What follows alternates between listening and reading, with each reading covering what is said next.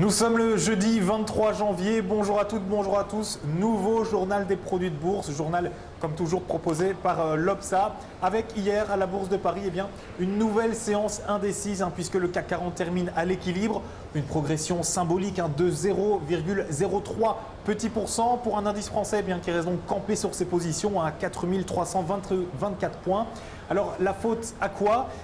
Trois raisons. Déjà au manque flagrant de statistiques majeures de part et d'autre de l'Atlantique. Cela pourrait changer demain avec l'arrivée des indices PMI.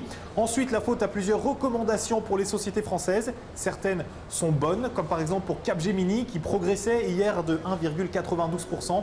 Mais d'autres sont mauvaises, avec notamment Atos et Lafarge, Lafarge dont le titre passe pour BNP Paribas de surperformant à sous-performant. Un titre qui, résultat hier à la Bourse de Paris, reculait de 1,94%.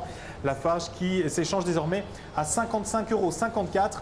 Et puis, troisième et dernière raison de cet immobilisme des marchés mondiaux, des résultats d'entreprises très disparates ici aux États-Unis, avec notamment IBM qui a annoncé des ventes décevantes pour son quatrième et dernier trimestre 2013.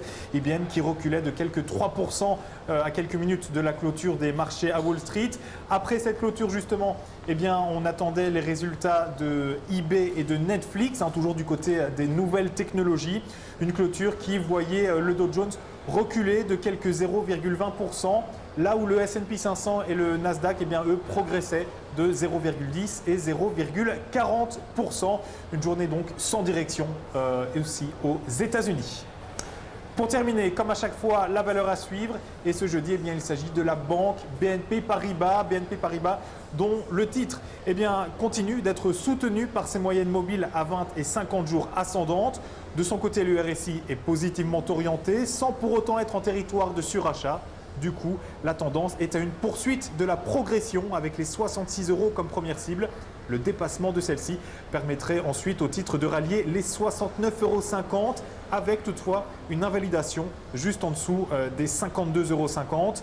Alors la stratégie qu'on vous propose pour jouer cette valeur, c'est l'achat du Warrant Call BNP Paribas à D572T d'Unicredit. Son prix d'exercice 60 €, sa date d'échéance le 5 septembre 2014. Voilà, c'est la fin de ce journal des produits de bourse. Rendez-vous demain et passez une bonne journée.